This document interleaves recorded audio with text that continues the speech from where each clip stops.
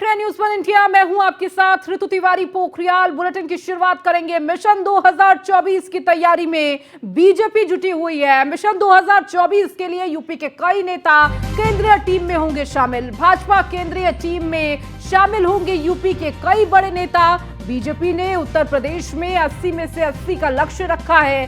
भाजपा के कई बड़े नेता अब टीम नड्डा में शामिल होंगे। पार्टी के संगठन में बदलाव की भी चर्चा जोरों पर है। टीम नड्डा में शामिल होने वाले कई नाम चर्चा में हैं, जिनमें स्वतंत्र देव सिंह, डॉक्टर महेंद्र सिंह, श्रीकांत शर्मा का नाम है। इसके साथ ही साथ सिद्धार्थनाथ सिंह और सुरेश राणा का नाम भी शामिल है। तो सूत्रों के हवाले से यह खबर आपको दे रहे हैं, जहां पर कई ऐसे नाम हैं जो अभी तेजी से आगे चल रहे हैं। टीम नड्डा में शामिल होने वाले कई नामों की चर्चा है, जिसमें स्वतंत्र देव सिंह, डॉक्टर महेंद्र सिंह और श्रीकांत शर्मा का नाम है। इसके साथ ही साथ आपको बताते चले कि सिद्धार्थनाथ सिंह और सुरेश राणा का नाम भी शामिल है। तो मिशन 24 की तैयारी में भारतीय जनता पार्टी है और इसीलिए तमाम तैयारियों में जुटी हुई है। संगठन में फेरबदल, तो यूपी के कई नेता केंद्रीय टीम में शामिल होंगे। तो बीजेपी केंद्रीय टीम में शामिल होंगे यूपी के कई बड़े चेहरे और इसमें बीजेपी के उत्तर प्रदेश में 80 में से 80 का लक्ष्य रखा है। लोकसभा में 80 में से 80 जीत का दावा किया जा रहा है। तो वहीं बीजेपी के कई बड़े नेता अब टीम नड्डा में शामिल होंगे। पार्टी के संगठन में बदलाव की चर्चा भी जोरों पर है। तो लगातार एक के बाद एक बदलाव भारतीय जनता पार्टी में हम देख रहे हैं, जहां पर प्रदेश अध्यक्षों में बदलाव किए गए, कई प्रदेशों के अध्यक्ष बदले गए हैं। तो संगठन में भी बदलाव की बात कही जा रही है। तो केंद्रीय टीम में यह बदलाव देखने को मिल सकता है। बीजेपी केंद्रीय टीम में उत्तर प्रदेश के कई बड़े चेहरे शामिल हो सकते हैं, कई बड़े नेता शामिल हो सकते हैं, जिसमें स्वतंत्र देव सिंह का नाम आगे चल रहा है। इसके साथ ही श्रीकांत शर्मा का नाम भी शामिल है।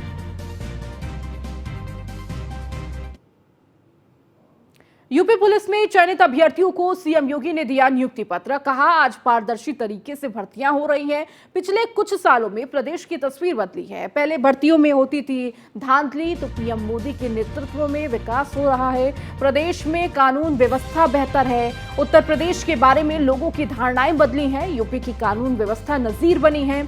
खुली सड़कों पर कार्यक्रम की इजाजत नहीं है।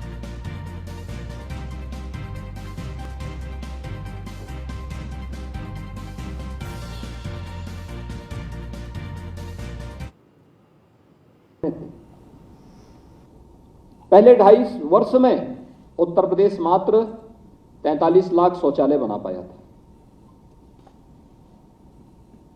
आप अनुमान करिए कि अगले 2.5 वर्ष के अंदर हम लोगों को इस लक्ष्य को प्राप्त करना था। और मार्च 2017 में जब सरकार बनी, हम लोगों ने कार्य करना प्रारंभ किया। अतिरिक्त सहायता लिए बगैर उत्तर प्रदेश की जो मौजूदा संसाधन थे, आर्थिक रूप से भारत सरकार ने सहयोग किया।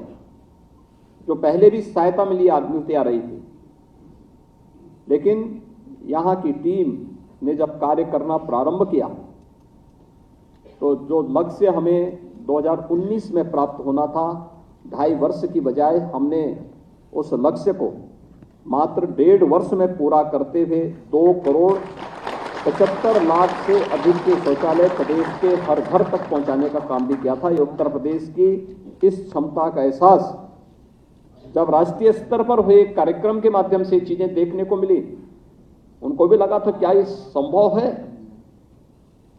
हम लोग जब इस बारे में प्रारंभ में कहते थे क्यों नहीं संभव, हो सकता है, होगा, ये हो सकता है, उत्तर प्रदेश कर सकता है। पहले किसी को विश्वास नहीं होता था किसी भी क्षेत्र में क्या ये संभव है, लेकिन आज उत्तर प्रदेश उसको करके दिखा रहा है। आज उत्तर प्रदेश के बारे में लोगों की धारणाएं बदली। आज उत्तर प्रदेश देश के ग्रोथ इंजन के रूप में अपनी एक नई भूमिका के साथ सामने आया है। अब लोगों को लगता है कि उत्तर प्रदेश ने कर लिया तो इसका मतलब अन्य राज्य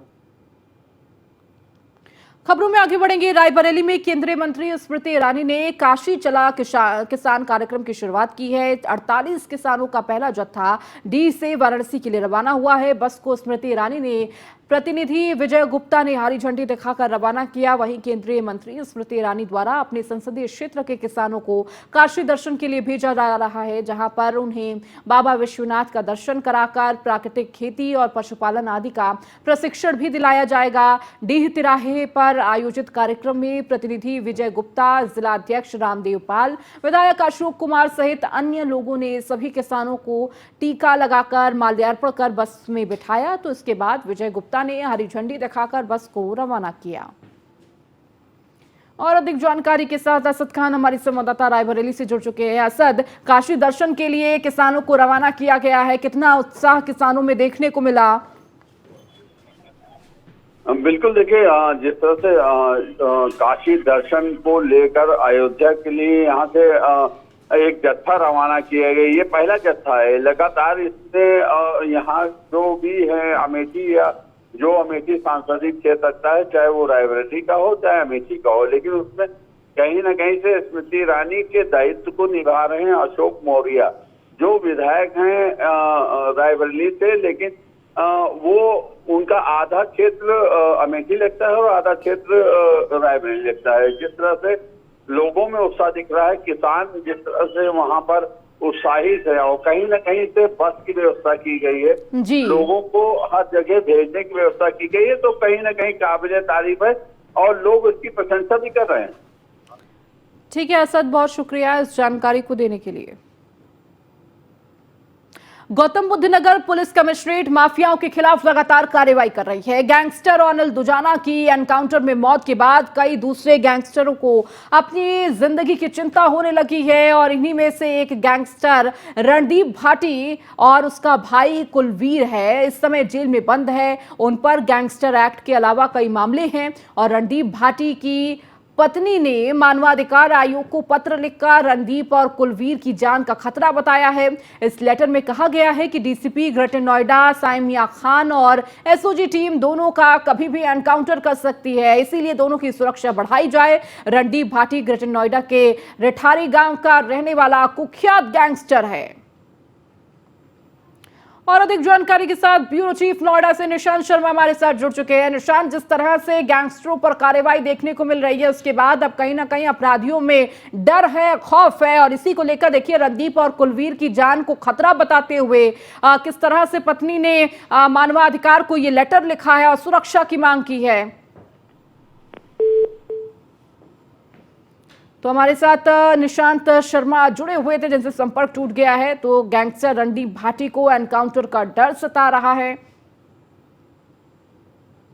खबरों में आगे बढ़ेंगे, बात गाजीपुर की करेंगे, जहां पर सुभाषपा अध्यक्ष ओम प्रकाश राजभर का बयान। गाजीपुर से अरुण राजभर के चुनाव लड़ने पर बोले ओपी राजभर, चुनाव लड़ने की चर्चा पूरी तरह से फिजूल है। विधानसभा चुनाव में अखिलेश यादव ने 16 सीटें दी थी, मैं नहीं होता तो ये सभी उन्हीं की पार्टी के प्रत्याशी होते। सपा ने बसपा के विधायकों को तोड़कर सरकार चलाई है। शिवपाल यादव के पार्टी के तोड़ने वाले बयान पर भी बोले राजभर, वो क्या तोड़ेंगे, वो तो खुद ही टूटे हुए हैं। राजभर ने कहा कि वो बसपा पार्टी बनाए और खुद सपा से चुनाव लड़े। पटना की बैठक में मुझे न्योता नहीं दिया गया, अक्टूबर में हम अपने गठबंधन का ऐलान करेंगे। तो मिशन मोड में ओपी राजभर हैं, और इस दौरान तमाम बातों का जवाब भी दिया। ओपी राजभर ने कहा कि पटना की बैठक में मुझे न्योता नहीं दिया गया, अक्टूबर में हम अपने गठबंधन का ऐलान करेंगे। तो लगातार ये कयास लगाए जा रहे हैं कि ओपी राजभर आखिर किस पलड़े में जाएंगे। लगातार जहां एक तरफ कहा जा रहा है कि बीजेपी और एनडीए से उनकी बातचीत चल रही है, लेकिन इस बीच लगातार ओपी राजभर ये भी कहते हुए नजर आए कि अगर गठबंधन में बहन जी भी आ जाती हैं तो मैं भी उस गठबंधन में शामिल हो जाऊंगा। हालांकि उन्होंने कहा है कि अब अक्टूबर का वो वक्त होगा जब वो अपने गठबंधन का ऐलान करेंगे।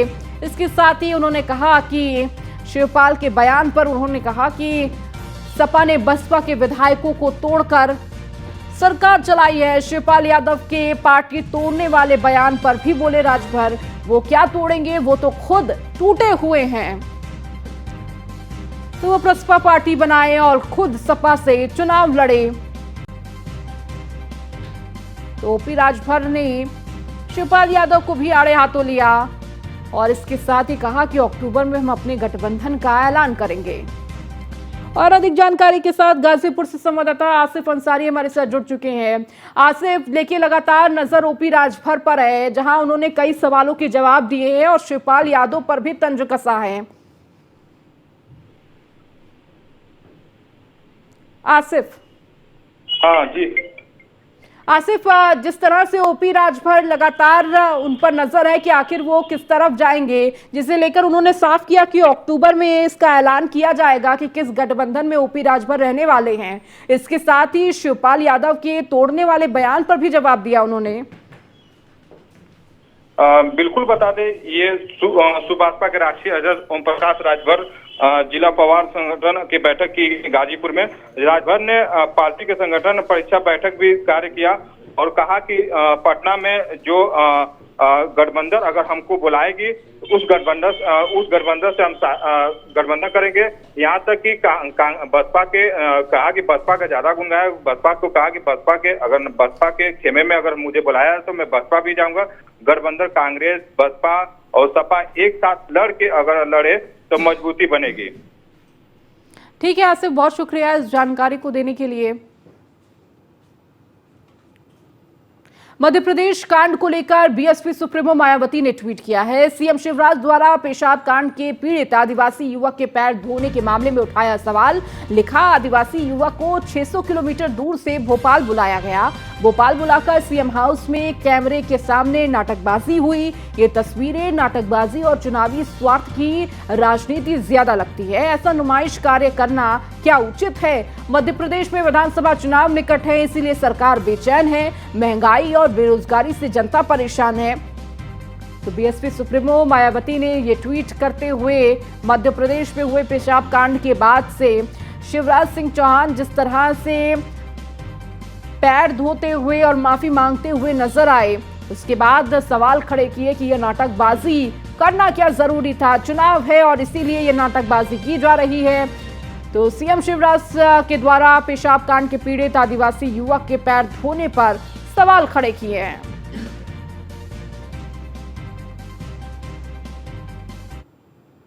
पीलीभीत में पुलिस अधीक्षक अतुल शर्मा ने पुलिस लाइन में 41 दारोगा को मैदान में उतारा। 5 हेड कांस्टेबल को पदोन्नत करते हुए दारोगा बनाया गया। जिले की बेहतर पुलिसिया व्यवस्था को लेकर यह फैसला लिया गया है। वहीं पुलिस लाइन से भेजे गए दारोगा को पुलिस चौकी और थानों में तैनाती दी गई है।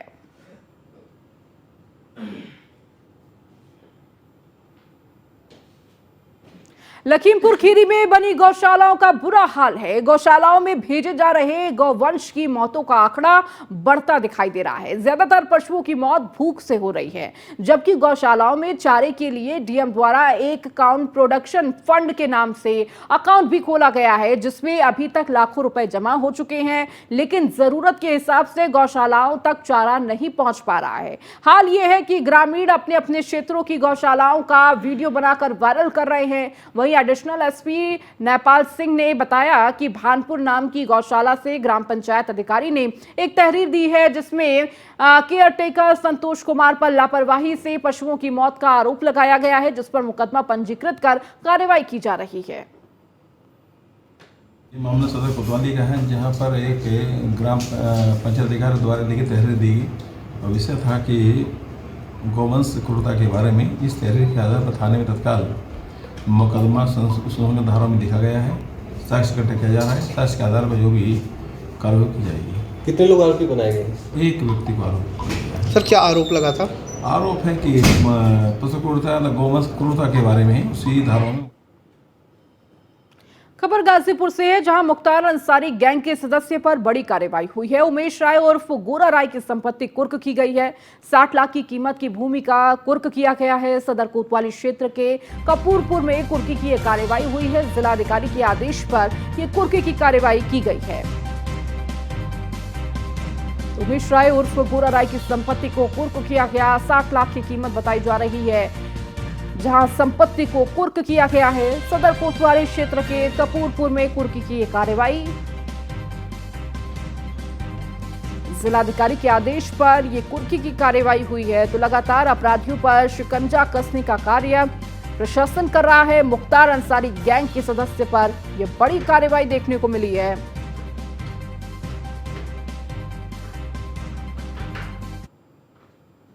खबर कानपुर से, जहां सपा विधायक इरफान सोलंकी केस में अभियुक्त शमसुद्दीन की संपत्ति कुर्क की गई है। जेल में बंद इजराइल आटे वाले का चाचा है शमसुद्दीन। महिला का घर जलाने के मामले में विधायक के साथ ही इजराइल आटा वाला और शमसुद्दीन थे अभियुक्त। तो विधायक के साथ इजराइल आटा वाला भी जेल में है बंद। मामले में शमसुद्दीन चल रहा फरार, जिसे लेकर शमसुद्दीन की संपत्ति कुर्क की गई है। जाजमऊ और बेगमगंज थाने के फोर्स ने संयुक्त कार्रवाई की।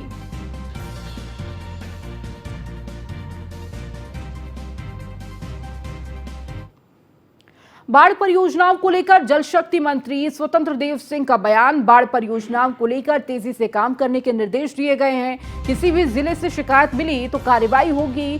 सभी जिलों से बाढ़ परियोजनाओं की रिपोर्ट मांगी गई है। कुछ परियोजनाएं अधूरी हैं जिनकी जानकारी मिली है, तो सभी जिलों से योजनाओं की प्रगति रिपोर्ट मांगी गई है। तो बाढ़ परियोजनाओं को लेकर जल शक्ति मंत्री का बयान सामने आया है और सभी कार्य को दुरुस्त करने के निर्देश दिए गए हैं। सभी परियोजना जो अधूरी है उनकी जानकारी भी मांगी गई है। तो सभी जिलों की योजनाओं की प्रगति रिपोर्ट भी मांगी है जल शक्ति मंत्री स्वतंत्र देव सिंह ने। तो बाढ़ परियोजनाओं को लेकर जल शक्ति मंत्री स्वतंत्र देव सिंह का बयान। बाढ़ परियोजनाओं को लेकर तेजी से काम करने के निर्देश दिए गए हैं।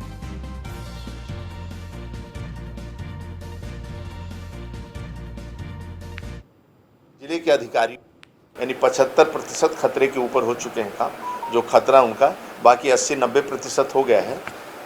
गोरखपुर क्षेत्र में 1-2 परियोजनाएं थी जो विलम्ब टेंडर हुआ है, उसके कारण वो विलम्ब हुआ है। बाकी सभी परियोजनाएं राज्य की हम बरसात के पहले, बरसात तो आ चुकी है लेकिन फिर भी हम कंप्लीट करेंगे और पूर्ण विश्वास आपके माध्यम से जनता जनार्दन को दिलवाना चाहता हूँ।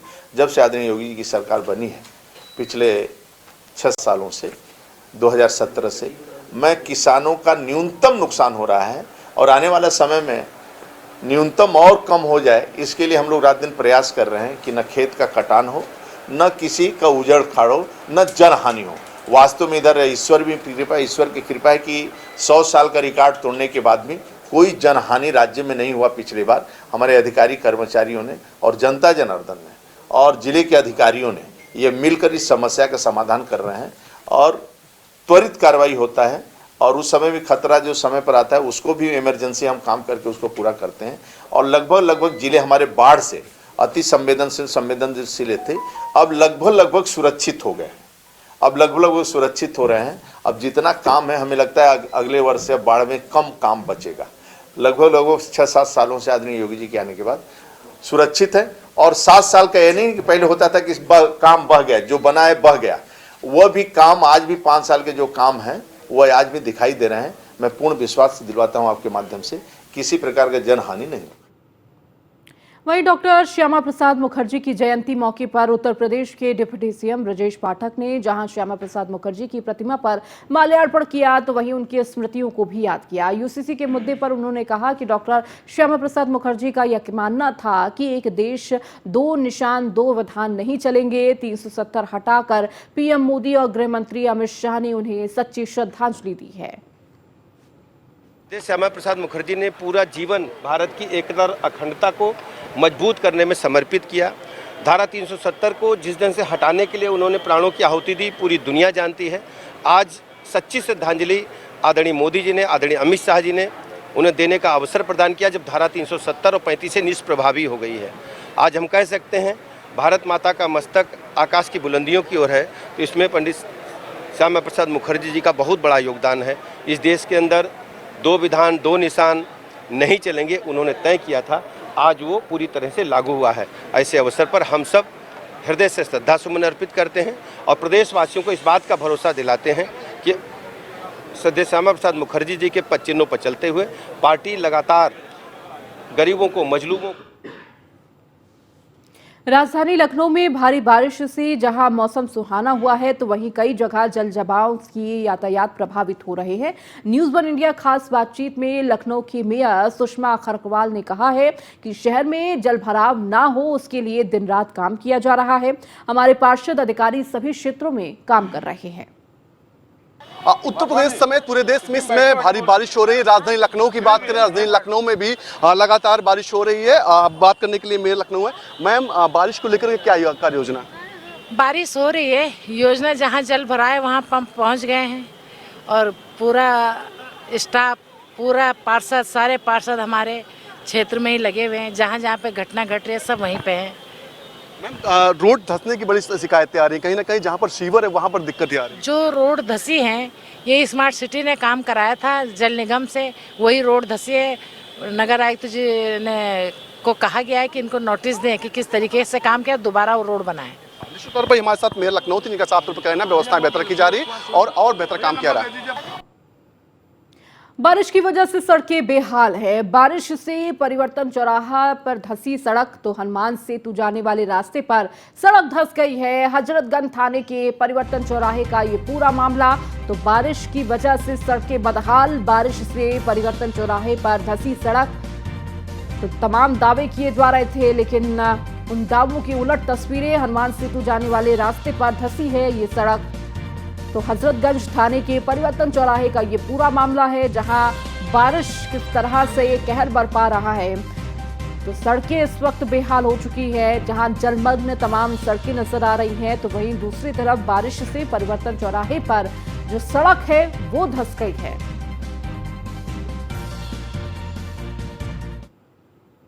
चलिए, इस बुलेटिन में फिलहाल इतना ही। बने रहिए न्यूज़ वन इंडिया के साथ।